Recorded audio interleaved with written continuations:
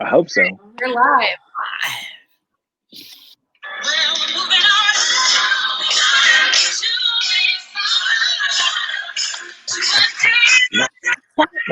In the sky. I love that song. Everybody, we are Hopportunity Investors.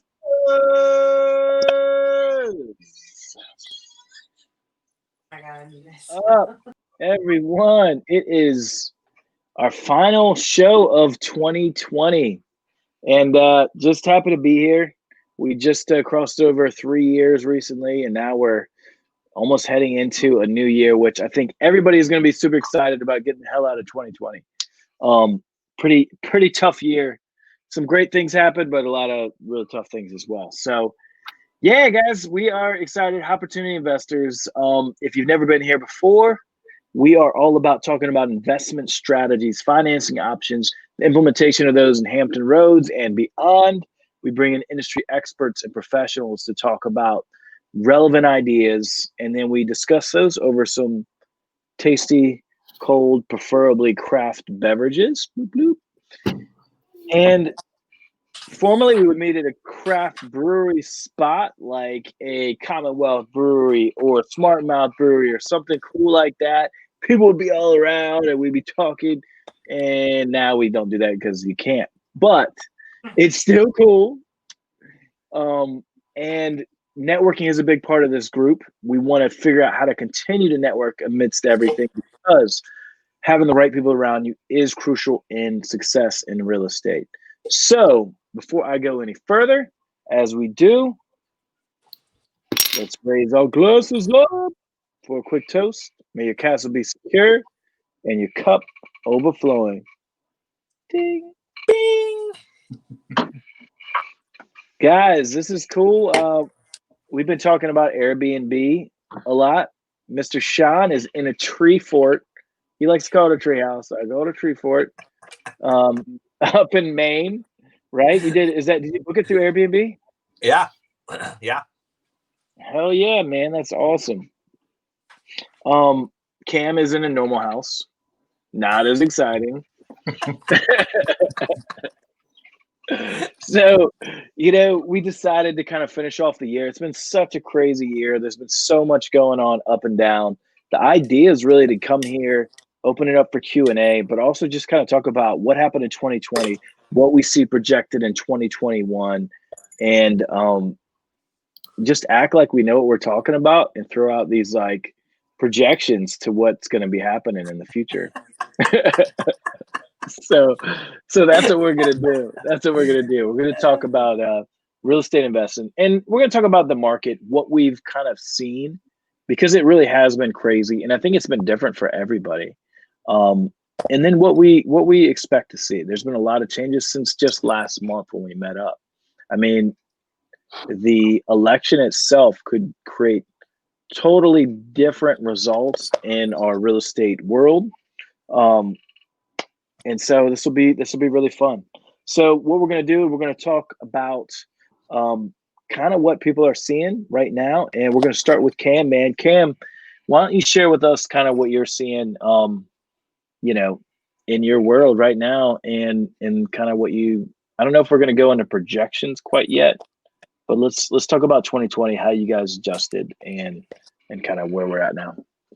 So yeah, so happy to be here, man. 2020 started off with a great boom, right? We were ready, we were rocking. Business was awesome. We were growing. I closed on my first rental property at the beginning of 2020. Had plans. Yeah, super stoked about that. It's still doing well. Thanks. Had plans as we moved through 2020 to close on another one. And then COVID hit. And man, everything, stopped, everything slowed. Everybody was concerned about what was going on. But I'll tell you, mainly on the wholesaling side of the business, we saw business go up like crazy. And we were kind of surprised by it. I mean, we were ready for it anyways, because we're a virtual company anyways. So everything stopping and people staying home, we were like, okay, we're already here. So cool. You know what I mean? and we saw business go up. And I would say, I think Shawn would agree with me as the restrictions started being lifted and more things started being opened, it slowed a little bit. It's kind of surprising the way that worked. And personally, try to close on another rental, and things happen. Things happen as they do in real estate, and the deal kind of went sideways. Unfortunately, we weren't able to close it. But now, even now, as we go into Thanksgiving, closing out the year strong, got quite a few good deals in the pipeline. And so it was a crazy ride to me from my perspective, because this pandemic happened. Nobody in the world knew what was going to go on. Everybody was certain it would affect the real estate market with evictions and mortgages and foreclosures. You know what I mean? And we saw business go up and more opportunities come our way. So looking forward to 2021, man. Lots of things are going to change. Yeah, I wouldn't say we're going to projections quite yet, but I see some things changing in 2021 for sure. But that's how I would recap 2020. Nice, Cam. Thanks, man. Yep.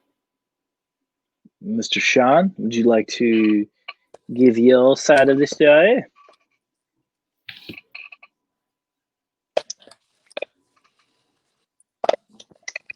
Come on, Will. All right. Well, if I can keep connected with you guys. Yeah, I mean, we had I'm stoked. I'm stoked to be back in here and talking. Looking forward to hopefully getting back to doing these things, in person again. But yeah, speaking to Cam, us as a company, we had a big shift. A lot of our marketing comes from courthouses and having to data mine stuff that relies on those workers to be in the courthouse and doing the work, and it almost came to damn near a halt, right?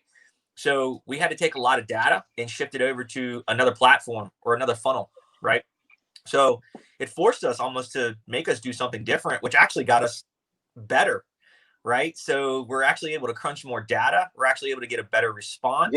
We're actually able to get through more data, right? Am I on delay? You're good. You're good.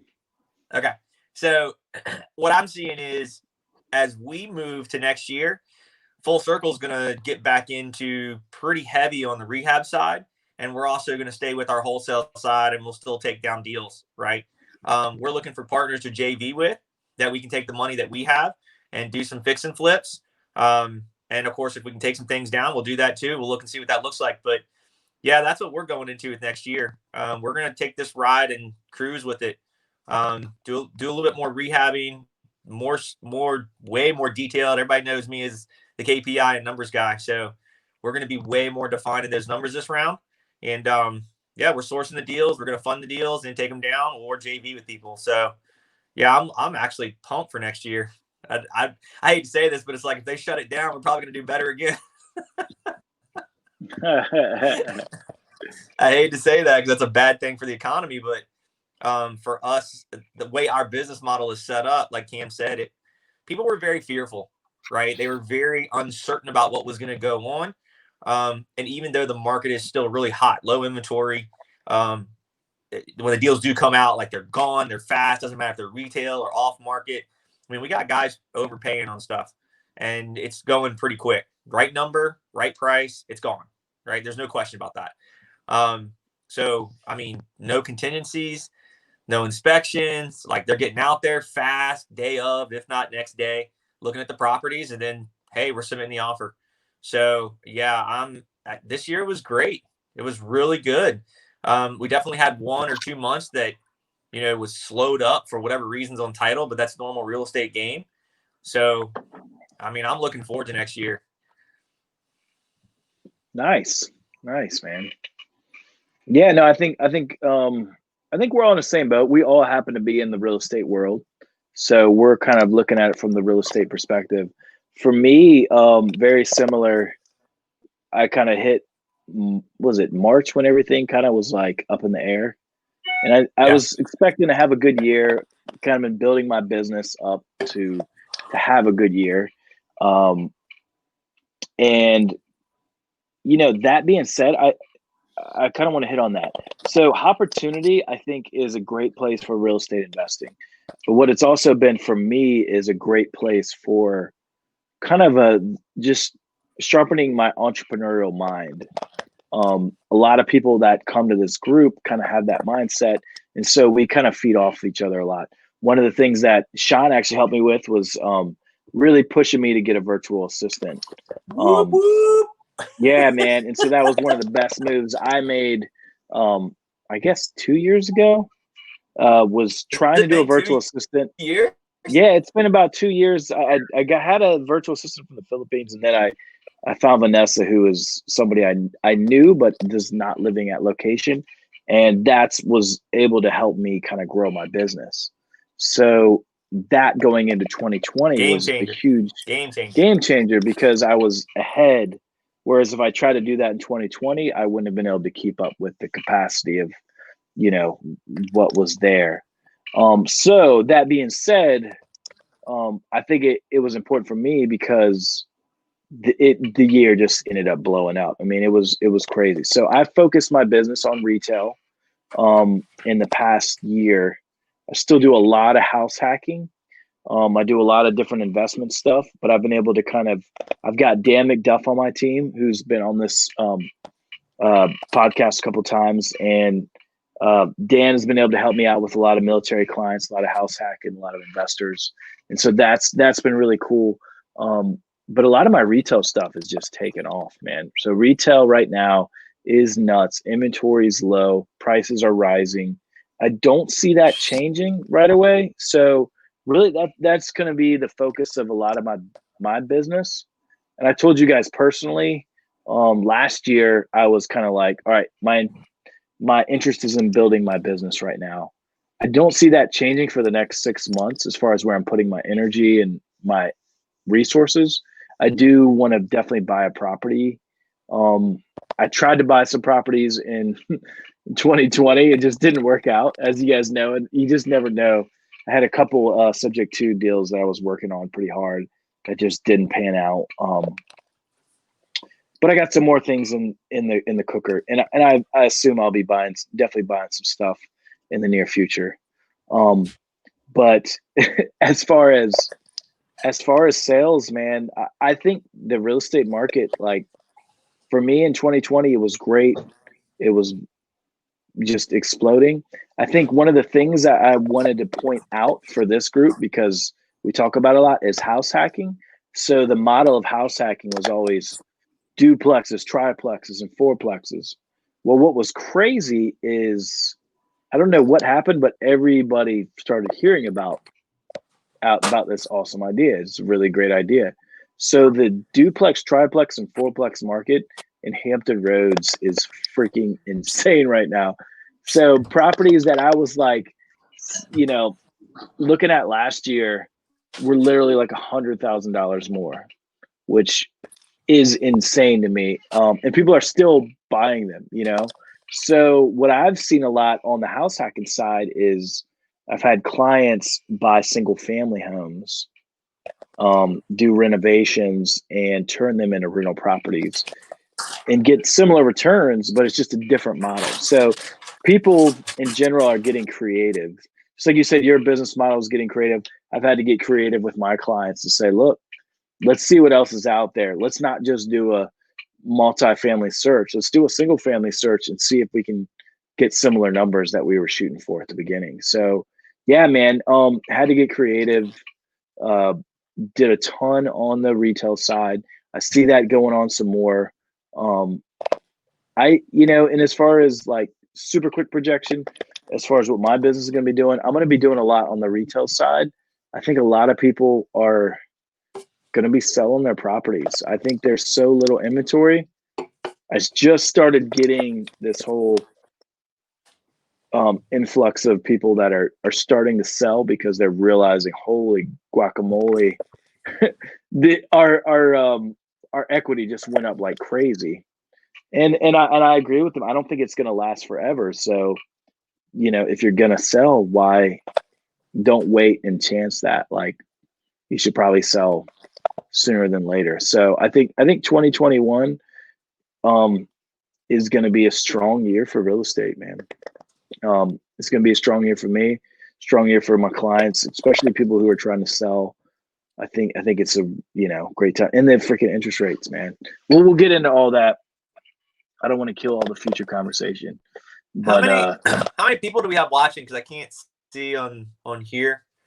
Do we have anybody that's in the group or here now watching these lives that have any questions and can write some comments that we can try to help you guys with? Some things that you're seeing, some things that you might have questions on. What kind of partners are looking to here we JV go. with contractors? What kind of partners are looking to JV with contractors and money people?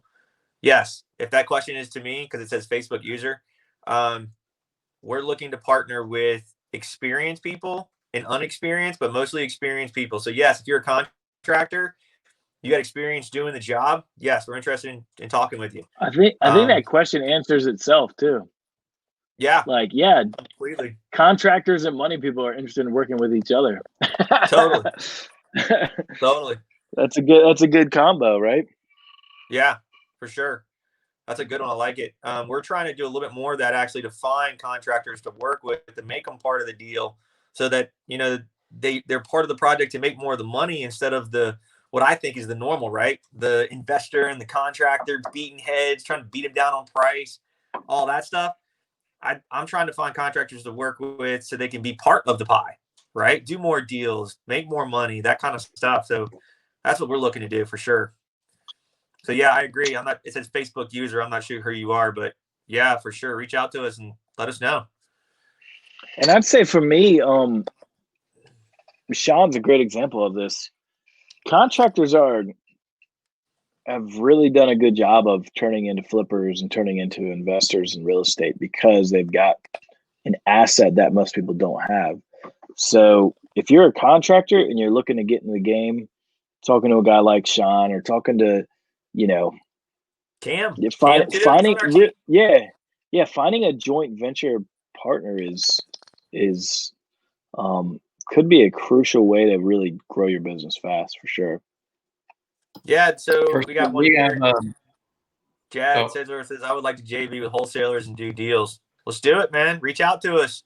Send us a PM. Get up with me. Get up with Cam. Get up with Alex. You know what I mean? Like, this whole group all works together, right? So anybody that's watching this as a live or a replay, this whole group you see on here, and anytime this comes on, we're all a team. We all work together. So reach out to any of us, and we'll definitely work with you guys. And if one of us doesn't do something, we're going to send it to the next guy who does. I mean, there you go. There you go. Chad says he'll put up all the money. Right on, man. We'll find a deal and put the contractor in play, and you fund it. Let's go. Yeah, let's do it, man. And I think what's cool is he's Alex talking about. Sell it. Let's do this.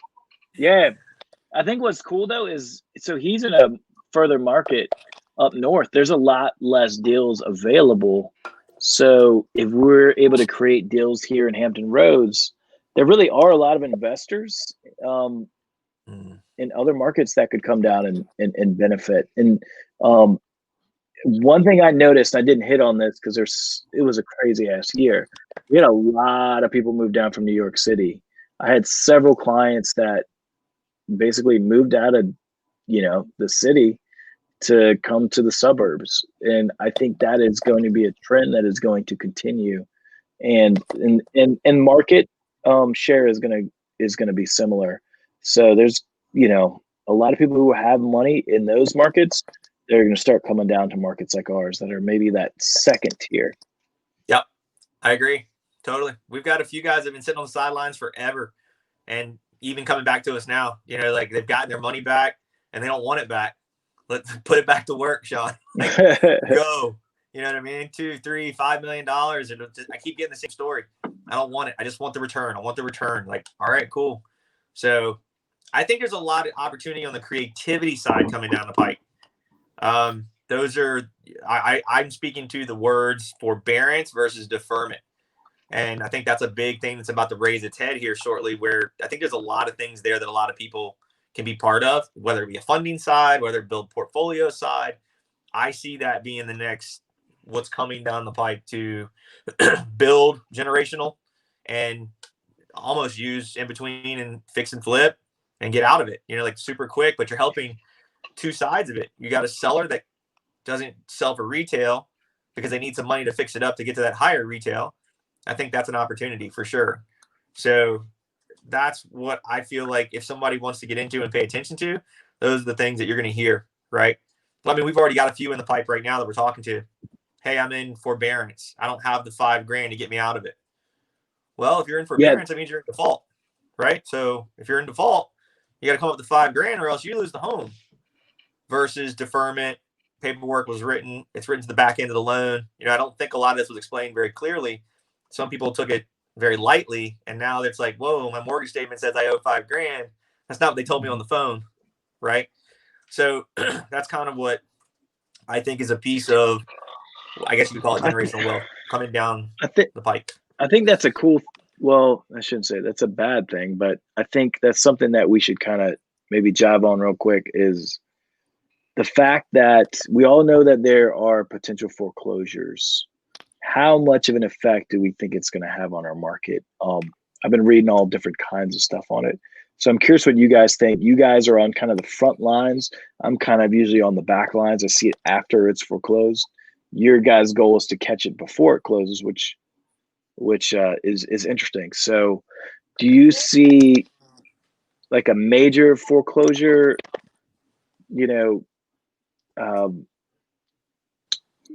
what's the word I'm looking for? But a major foreclosure problem, or do you see it as something that's kind of, something that'll come up, but it will also get passed pretty quickly?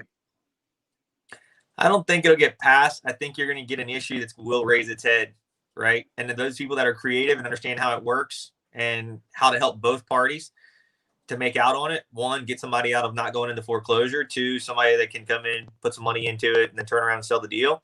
I think that both parties can make out right there. That's what I think is what it looks like, right? Like, I'm not a crystal ball. I can't tell you what shit's really going to happen, right? But I feel like that's one of those things we're already seeing.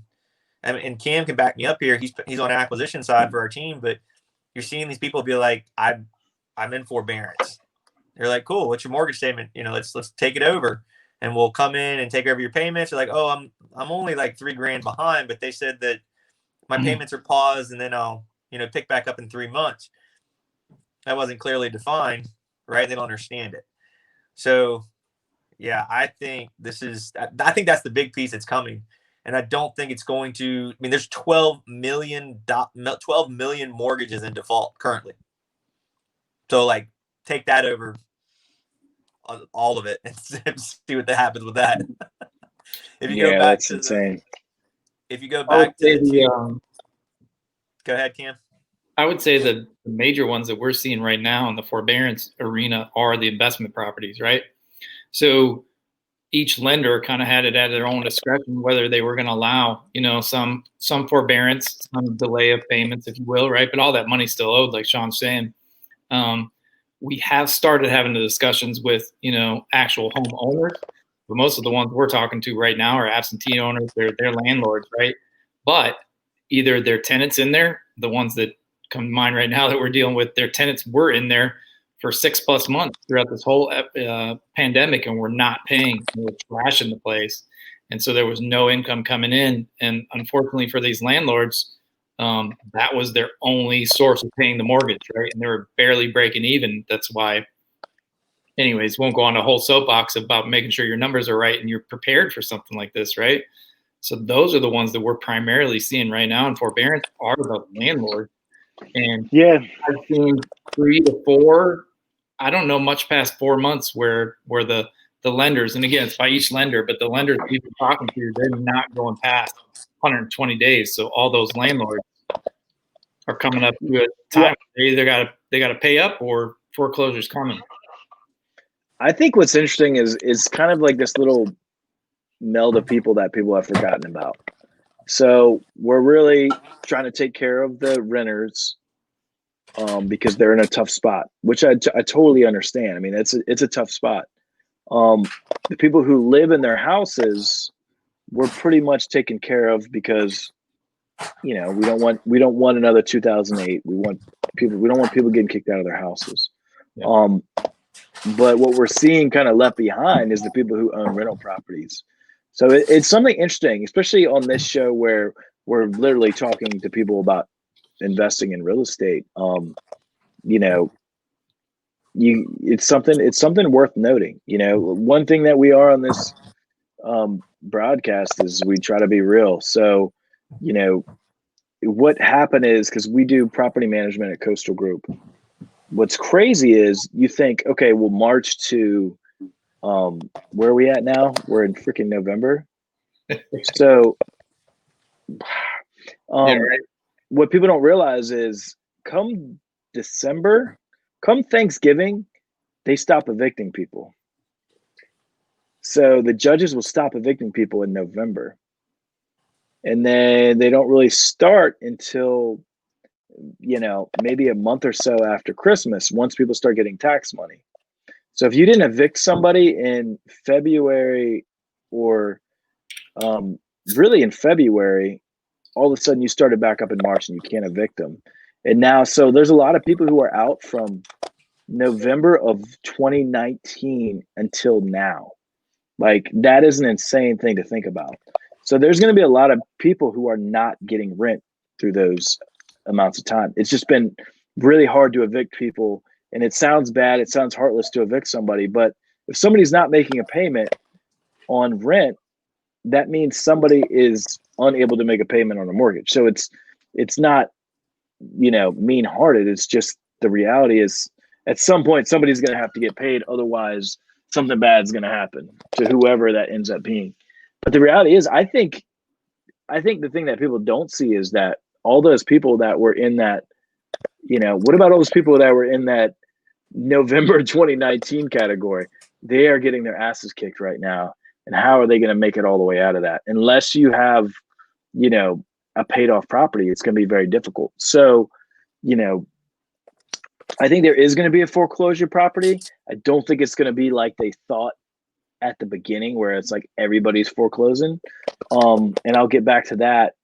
But I do think that the first ones to go are those rental properties that people just weren't prepared for it. And like, I've got rental properties and my guys are paying and they're awesome and I appreciate it. But there's certain people who can't. So, you know, it's just a tough spot for everybody. I do think that'll be a problem. What I don't think, you know, a lot of people like in 2008, I think what I was looking up before we did this particular meeting was, how does this compare to 2008? And maybe I'll have you guys chime in on that. But I do think it is different for the investment property owner, especially like maybe a slumlord, and then somebody who lives in that property. I think the banks are going to be more lenient towards somebody who lives in the property right now. So just things to take note of as we go into 2021. And I do think that's going to affect y'all's business. I think it's going to affect my business. It's going to affect the flip business.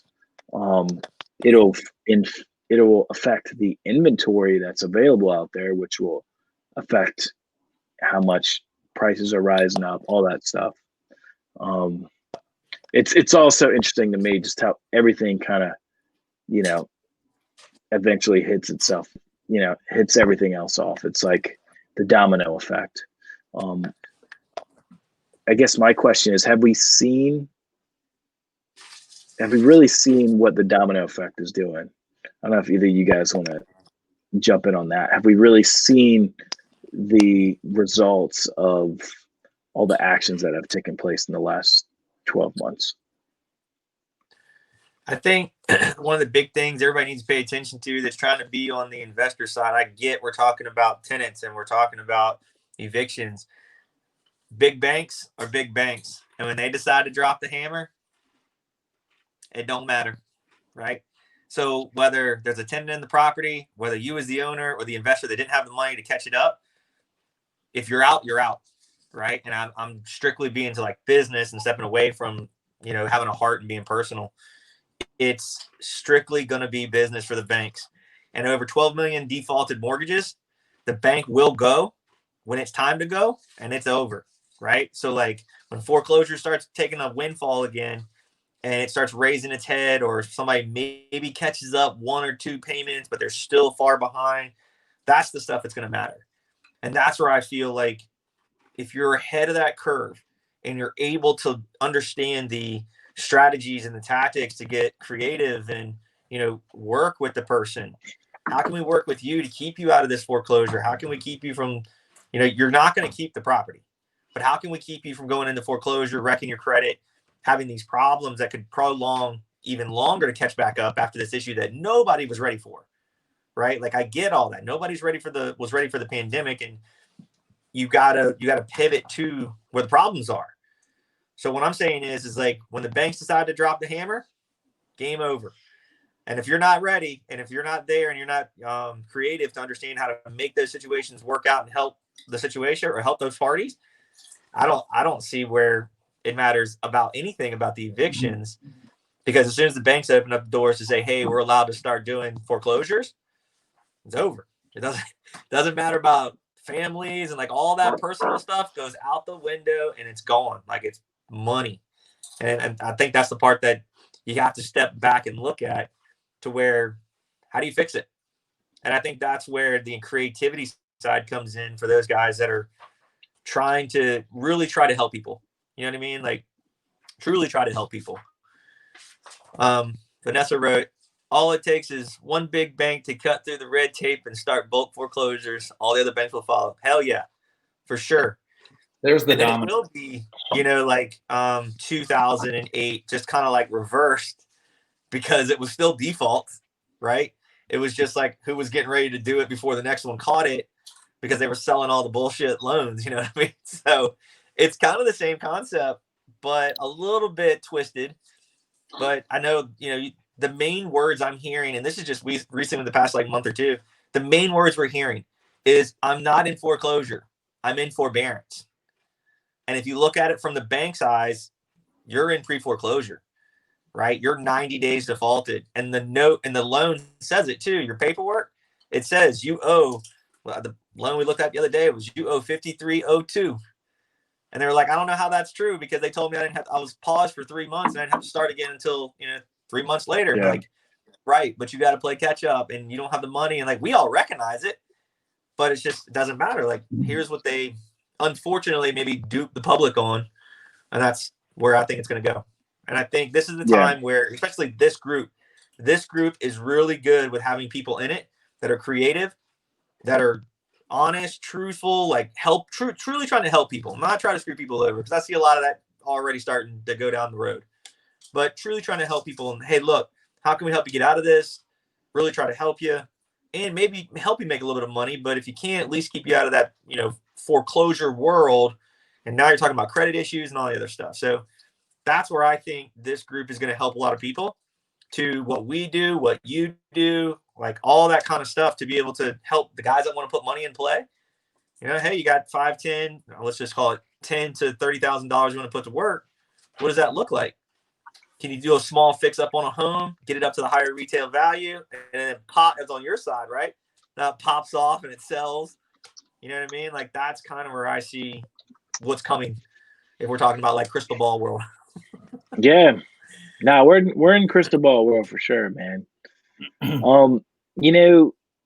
I think one of the things that I keep, just because this whole year we've been like 2008. I think one of the things that I've been doing a lot of reading, doing a lot of research is, in comparison to 2008, is on a positive note. And what I'm seeing on the sales side is people have some equity, right? So there's a lot of people that are in a position where, instead of getting foreclosed on, sell your freaking house. Like, move out before you get foreclosed on. So, I think something I'd like to say is, if you're in forbearance, if you don't know a way out, start talking to people now, because you can find a way, whether it's someone like Shawn or someone like me selling your house, or just, hey, let's talk to somebody who can help me figure out how to make these payments. But start looking into it now, because what happens is it piles up and then it becomes too big to do anything with. So if you can do it early and you can get ahead of it, you really can do something. But as compared to 2008, some of the things I was reading is there's more equity out there in our market than there was. So we've kind of had a natural Totally progression where I feel like our market is actually pretty healthy. It's not super artificial like it was in 08. We've taken a very, very, very long time to get back to where we are. And it was kind of a painful increase over the years. So I think it's a healthier market than what it was. I think underwriting is way better with financing. People that can't afford homes or shouldn't be in homes, for the most part, are not. There's none of this like no doc loan stuff. There's probably some no doc loan, but usually it's based on something better than what it was back then, where it was like literally, oh, you make $1 million? Cool. Let's get you $1 million home. And be like, did you have any idea what he's actually making? So it's definitely, I mean, if you've bought a house in the last couple of years, that is intense as hell for the most part. There's definitely you hear about some things happening where it's a little shadier, but for the most part, it's pretty hard to get a loan. So I think it's a little bit harder to get a loan. I think there's more equity out there. Do I think we're going to have some kind of drop off at some point? Absolutely. I think it's inevitable. We've been talking about it on Hopportunity for years. Like, we're at the top of the curve. I think, and this is what I've been telling all my clients is, really I said 2020 you should sell. Now 2021 is still crushing it, but I wouldn't wait, man. I would not trust to wait to 2022. I mean, what do you guys think about that? If you were going to sell your house, would you wait another full year, another 12 months to list that thing, or would you guys sell now? With the way the market's moving, no, I'd be all over it. Yeah, I agree. I'd sell. My game is, well, most people know here, my game is buy and hold, sell paper, and then hold paper. But yeah, I mean, if I had actually we were talking about my personal home, we were going to sell it. And then we were like, there's nothing really out there, even that we can go on the back market and try to find it. Like, we'll just hold on to it. Because, I mean, it did. The equity that we saw our neighborhood go through the roof, and it was just like an extra 30 grand. We're like, why not? And they were like, why not? Yeah, you got to find something better. Yeah. That's the other side of the coin. You sell it, you make your money, but what do you do? And I don't, what I was going to do is just like sell it and hold tight and rent somewhere. And like, I'd rent something next to the beach for like the next 2-3 years. Just hold tight. I've had a couple clients do it, man. I've had a couple clients sell their places and rent. You gotta be committed to do that. Totally. Totally. But I mean, I feel like it's gotta be a windfall of capital to come from that sale to deal with what comes with that. Like, okay, I'm gonna sell the home, find something else I'm either gonna totally redo, or I'm just gonna hold tight, lay low for like 3 or 4 years, rent out. Like, it'd be almost the same as your mortgage, right? I hate to say this, but like most mortgages, or most everybody knows mortgages are front loaded. So most of your interest on the front end. So like everybody's like, oh, you're pissing away to rent. You're like, you're pissing away to interest. You're not really touching the principal too much. So. You're not touching the principal for a while. Yeah. So yeah. No, I mean, I enjoy yourself. I think there's something there with renting it.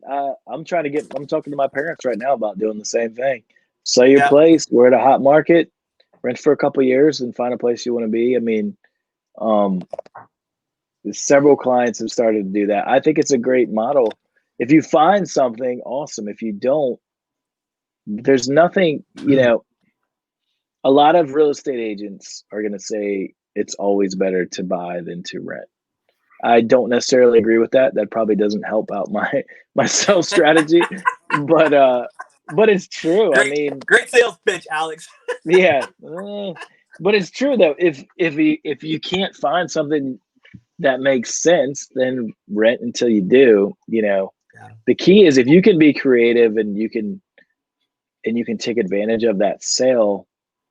I just know people that have made $100,000 and they're holding on to it until they find the right place, and they hop into it, and then it's like, where else are you going to make $100,000? There's not many other places you can just cash out like that, and especially if it's the house you live in, then you don't have capital gains. So it's different than Shawn going and flipping a property and making $100,000. It's a totally different number. So, it's worth looking at and saying, well, if I sell now, rent for a little bit, then it's something to think about. I'm not saying it's for everybody. It's not for me. I ain't going anywhere right now. I'm going to buy investment properties. Cam knows. Cam, you got kids, right? Yep, I'm good. Yeah, man. You got kids, you're like, I ain't moving unless you kick my ass out of here. Retired military guy, moved way too many times. I ain't fucking moving. It's not happening. Dumb, son. Nope. Hey, we just had a question pop in too that kind of relates to this. It says, what changes to real estate investing do you see as permanent because of the pandemic? And the thing that comes to mind for me, for sure, is I think the whole world has changed because of the pandemic. And I think that real estate will be no different. Everything has moved virtually, right? And you've seen businesses fail. You've seen businesses go under because they can't pivot to that virtual setting. And you've seen people adapt, right?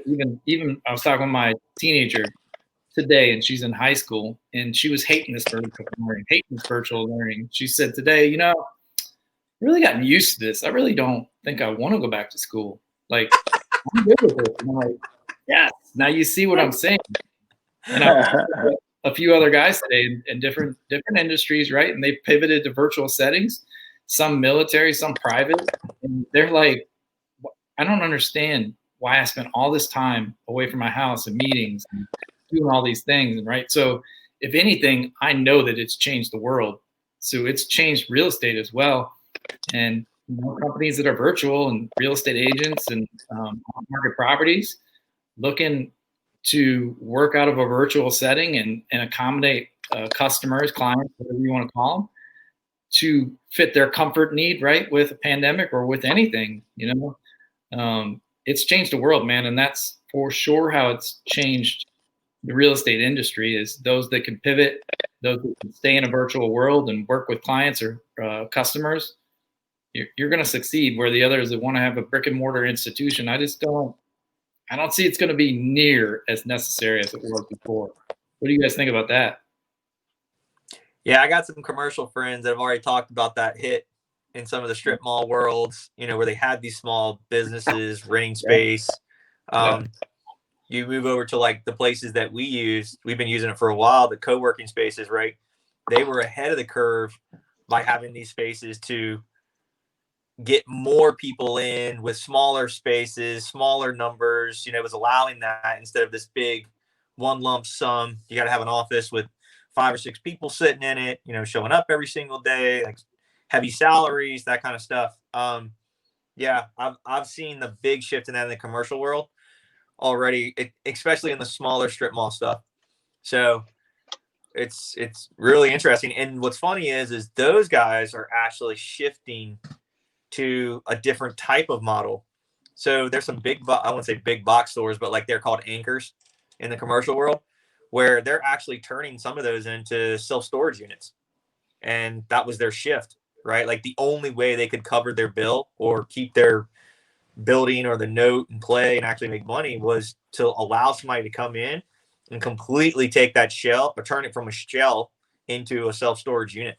And they were vertical with it, So I've seen that over probably the past at least 3 months. And I've got some really decent friends inside of local here, but also other guys talking about, other markets. But yeah, I see that for sure. The brick and mortar is going away, right? And people are forcing. I mean, you said you had to stay home, right?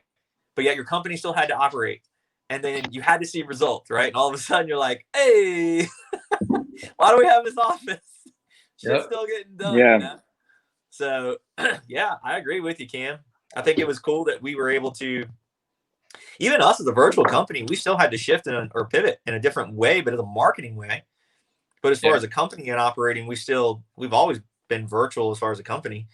And we still meet up every 2 weeks, right? We meet up every 2 weeks and have our business development meetings and get together and chit chat and still have that camaraderie and, get together and do that kind of stuff. But yeah, you don't nearly have to have what most people I think thought they had to have in these, 10,000, 14,000 square foot spaces.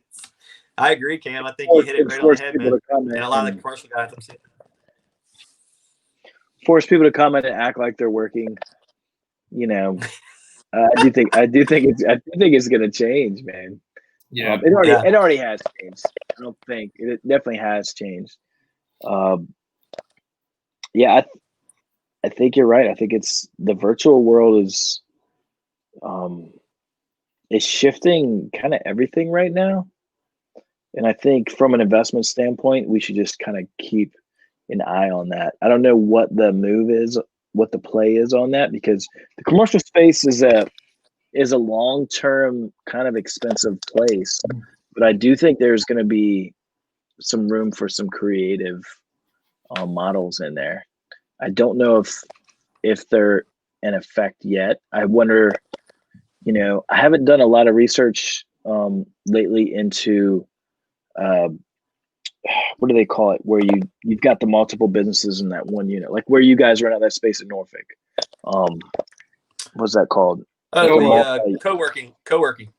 Yeah, I wonder how the co-working space is doing right now. Like, is that taking off, or is that, kind of just plateauing? Because it's like, well, in one case, it's like, well, I don't have to have a full business office, but in the other case, it's like, now I'm cross-contaminating with a bunch of random people. So it's kind of a weird, like, is it good or is it bad? I don't know right now. I don't know how well that's doing, because it's kind of an odd spot. Is all commercial down, or is it just some?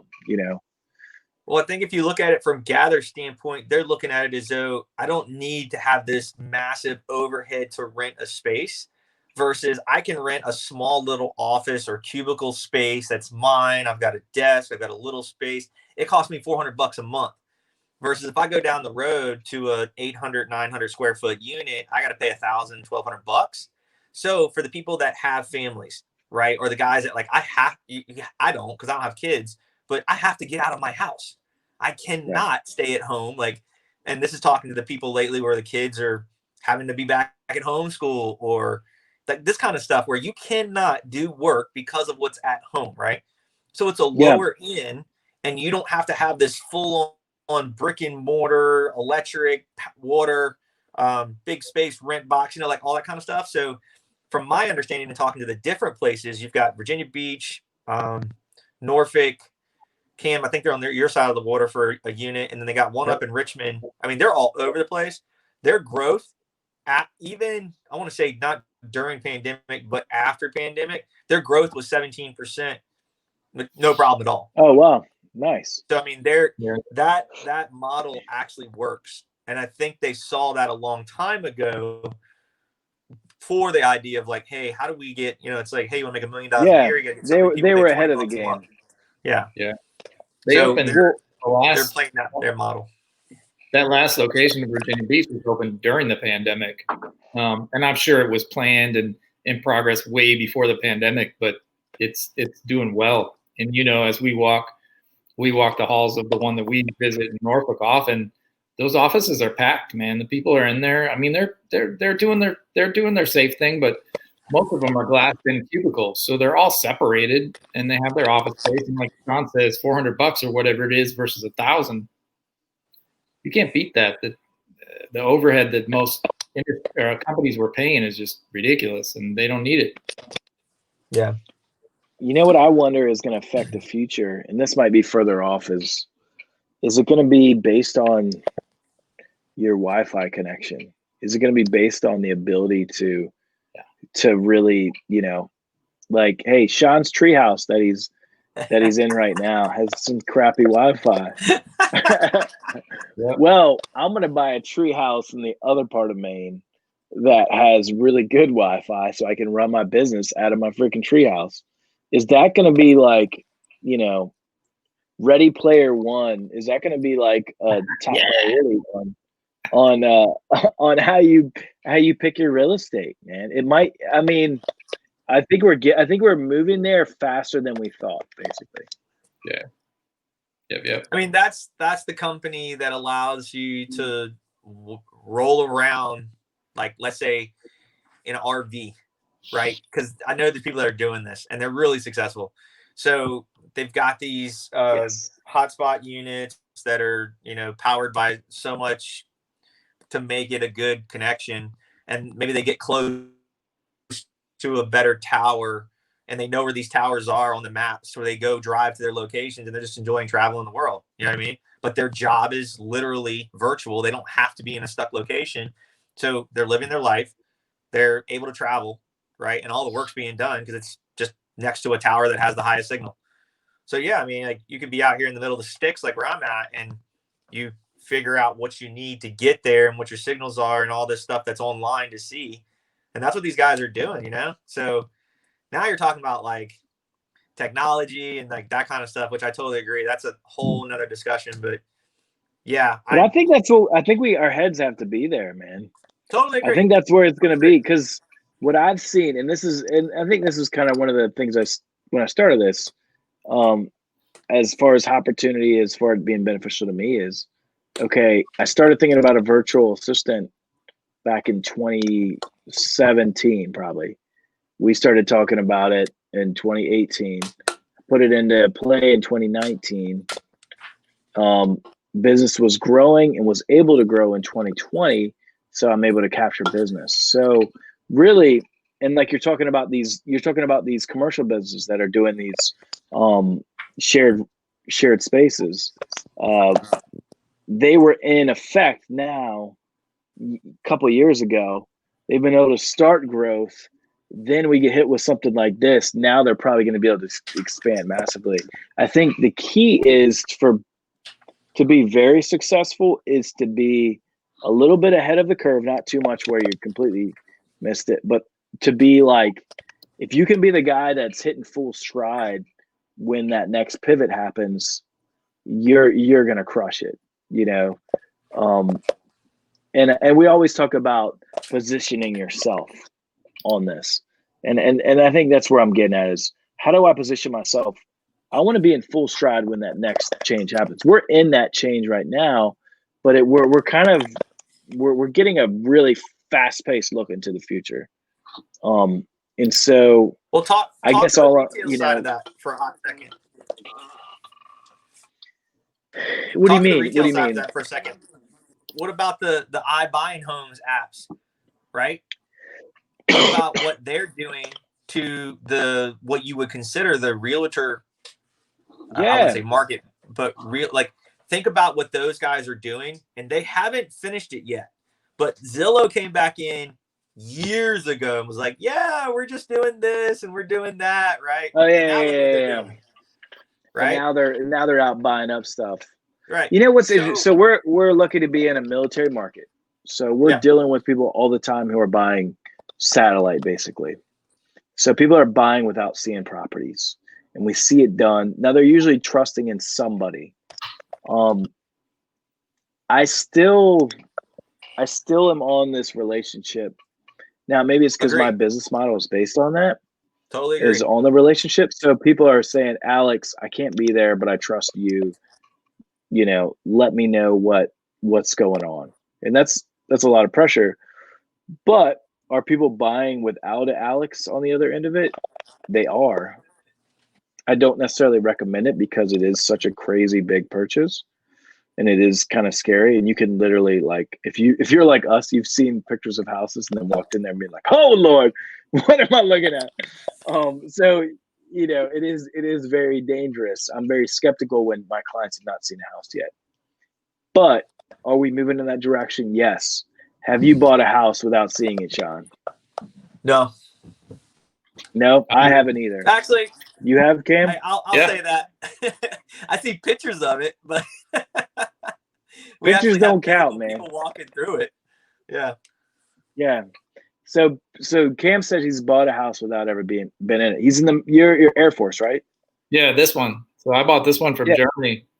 So where I'm sitting in Virginia, right? I bought this in Germany. Never saw it. Didn't see it until the last walkthrough the day before closing. However, of course, I had a family member in the local area and a real estate agent that I vetted very well, right? And he was a fellow veteran, and we're still friends to this day. who walked this property and, on FaceTime. So there was some adaptations that were made, right, to where we spent like 45 minutes in the house on FaceTime, right? Back up. Wait, let me see that corner. Wait, what's going on there? How big is that room, right? So all the stuff that you would do when you'd see a house. So yeah, and this is where we still live 3 years later, but yeah, never set a foot in it until the day before closing. Yeah. And here's the reason I bring this up. You're talking about millions of dollars being invested into an app from companies that have way more data than us, right? So because I'm so data driven and not only just surface looking, but look at the data and see what it says. Why do you have these companies that are investing all this money to turn into the Zillow, to turn into the,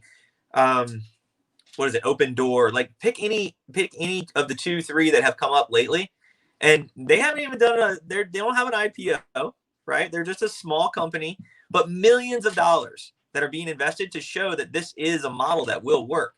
They don't do that haphazardly, right? They are collecting and building KPIs to show why it will work. So my question is when you see what most of the retail, brokerages, like they're all moving to the model of like, hey, bring a person in, get a piece of their fee. Bring a person in, get a piece of their fee, right? That's always how it's always been. But more and more, that model keeps going that direction. Well, how long is it before that's obsolete?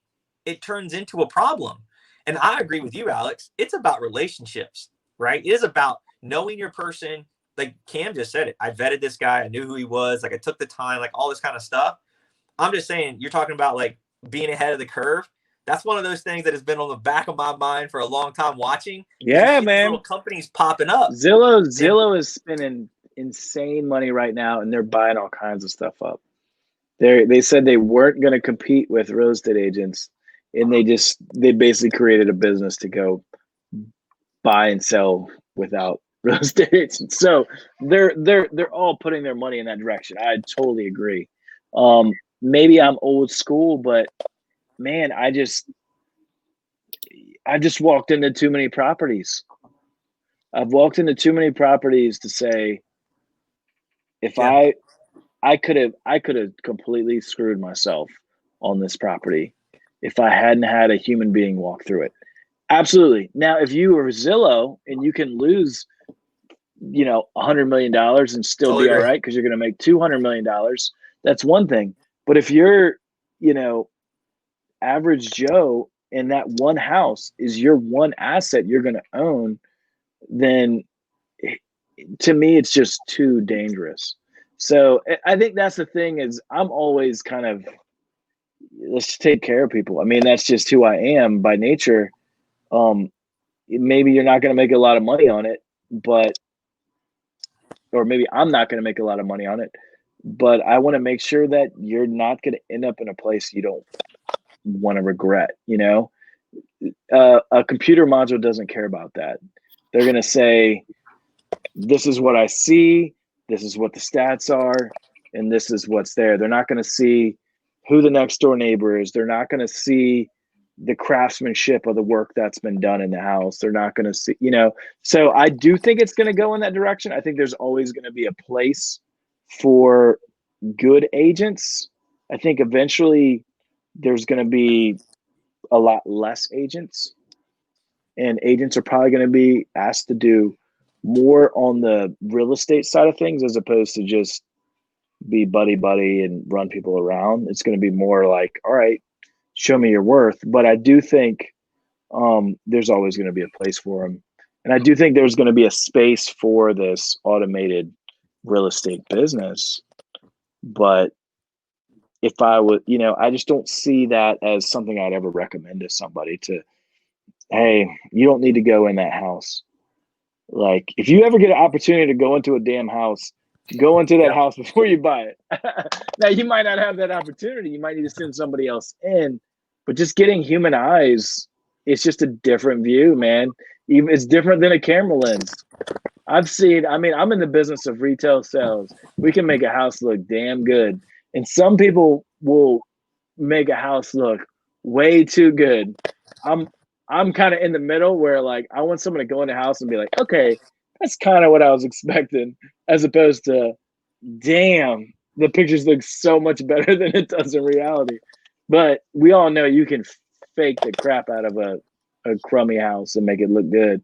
At some point, you're expecting someone to walk through it and see it and hear the floor crack and feel the rotted floor underneath you and and see the termite damage. The flooded crawl space. Exactly. All right, let's guess what? The like crawl space, man.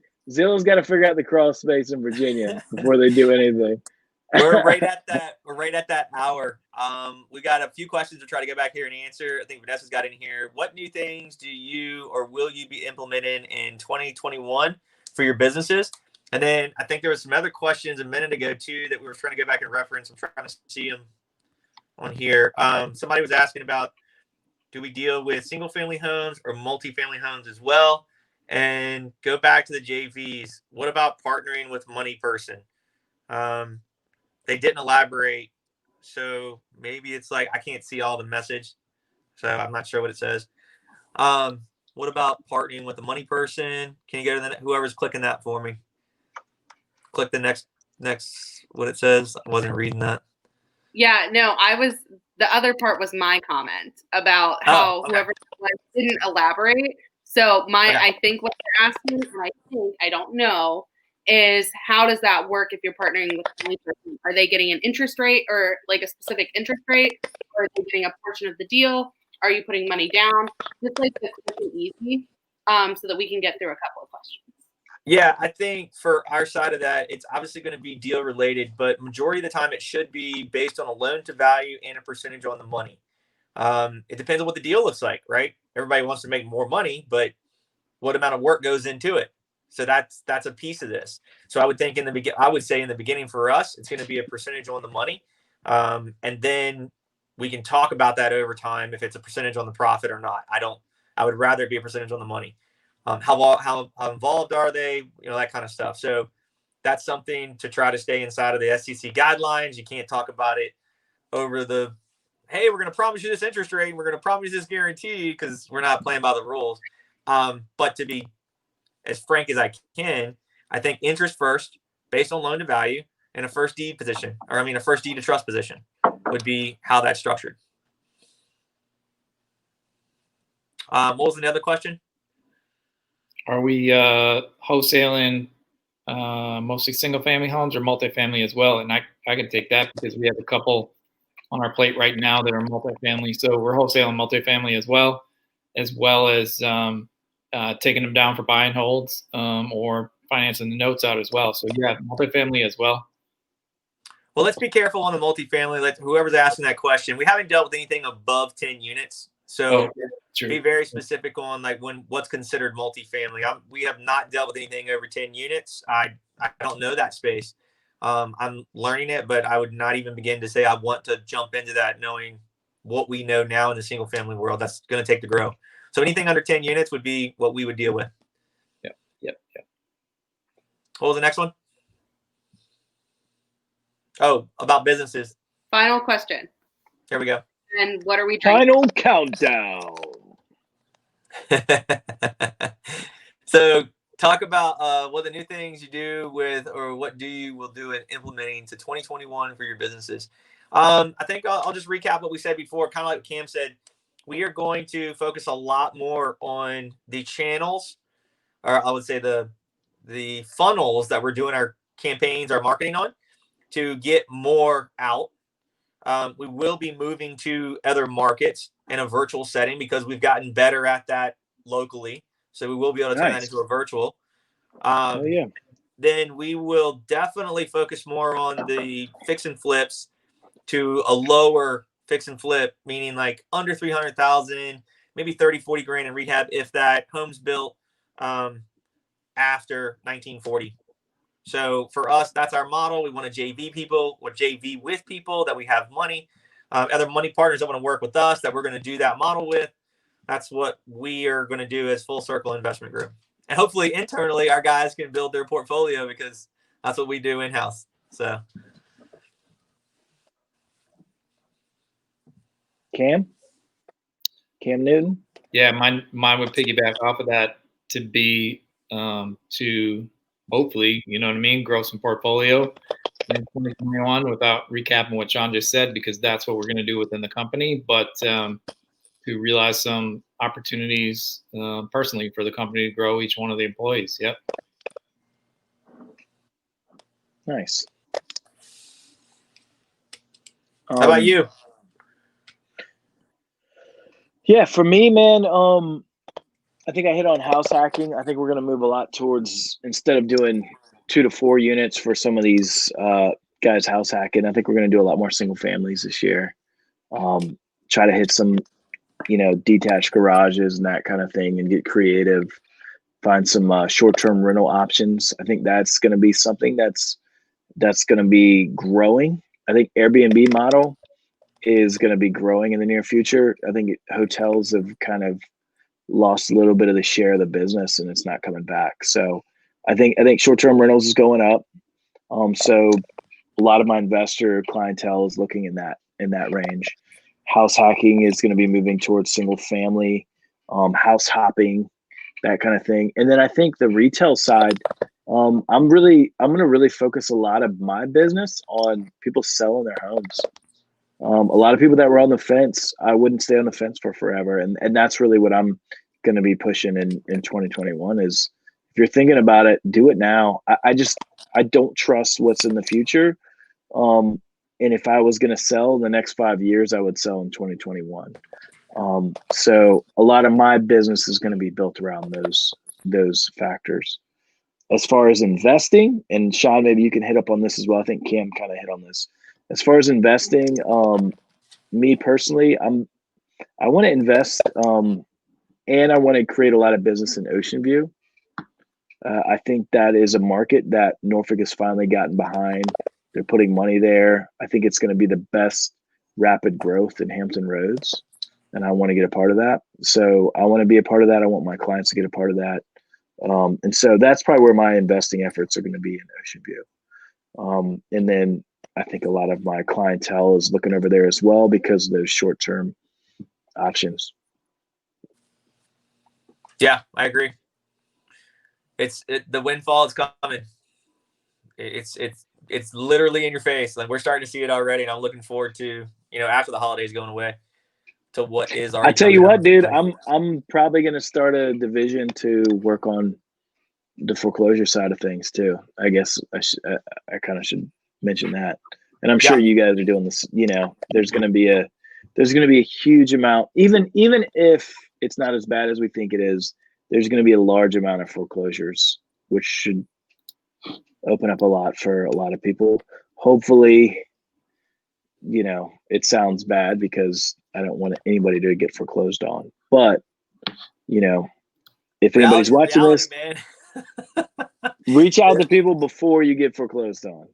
If there's any advice pre-foreclosure, reach out to people that know about real estate and talk to them before you get foreclosed on. Because really, there might be some avenues for you to take so you don't,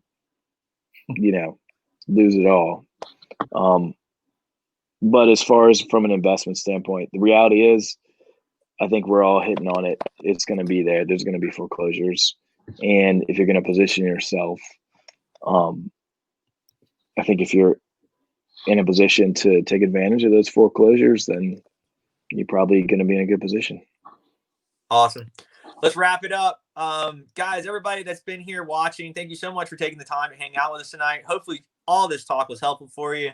Hopefully the signal wasn't too bad in my tree fort while I was out of town. But if you guys need anything from us, please reach out to us on a PM. You can check us out at info@fullcircleinvestment.com.